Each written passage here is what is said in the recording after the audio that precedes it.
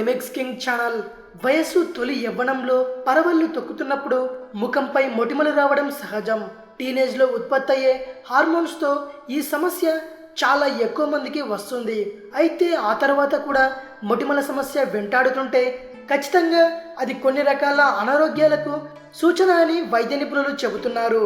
కొందరికైతే ముఖం చూపించుకోలేనంతగా తీవ్రంగా కూడా మొటిమలు వస్తుంటాయి.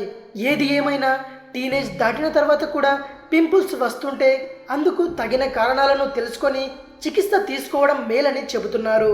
అయితే కొన్ని రకాల అలవాట్లు పద్ధతులను మార్చుకున్న ఈ సమస్యలను అధిగమించవచ్చు.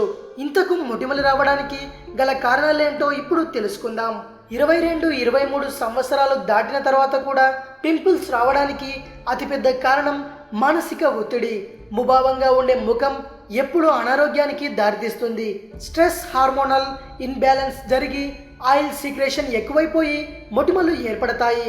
ఒక్కోసారి మీరు తీసుకునే ఆహారంలో చోటు చేసుకునే మార్పులతోనూ మొటిమలు వస్తుంటాయి. ముఖ్యంగా హైదరాబాద్ వంటి సిటీల్లో ఉండే యువత తిండెప్పుడు ఒకేలా ఉండదు. వెరైటీల పేరిట ఏవేవో టేస్ట్ చేస్తుంటారు. అవి ఇంట్లో ప్రయత్నిస్తే పర్వాలేదు, కానీ బయట ఫుడ్కి అలవాటు పడితేనే కష్టం. టేస్ట్ కోసం అందులో వాడే పదార్థాలు మొటిమలకు కారణమయ్యే హార్మోన్స్ని రిలీజ్ చేస్తాయి. కొన్ని రకాల స్కిన్ ప్రొడక్ట్స్ కూడా బ్రేక్అవుట్స్కి కారణమవుతాయి, మొటిమల బెడదను పెంచుతాయి. అందుకే బ్యూటీ ప్రొడక్ట్స్ని ఎలా పడితే అలా వాడకుండా దానికి సంబంధించిన సైడ్ ఎఫెక్ట్స్తో సహా ఆరా తీసిన తర్వాత మాత్రమే వాడాలి.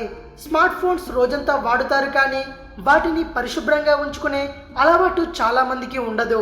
స్మార్ట్ ఫోన్స్ మోసుకొచ్చే బ్యాక్టీరియా కంటికి కనబడదు, కానీ చేయాల్సిన హాని చేస్తుంది.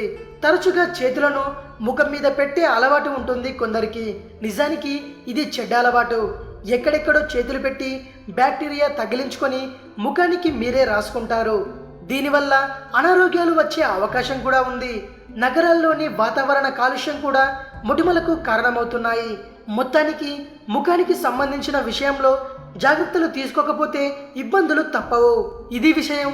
మరిన్ని హెల్త్ టిప్స్ కోసం రిమిక్స్ కింగ్ ఛానల్ని సబ్స్క్రైబ్ చేయండి. మరో వీడియోతో మీ ముందుకు వస్తాను. అంతవరకు సెలవు.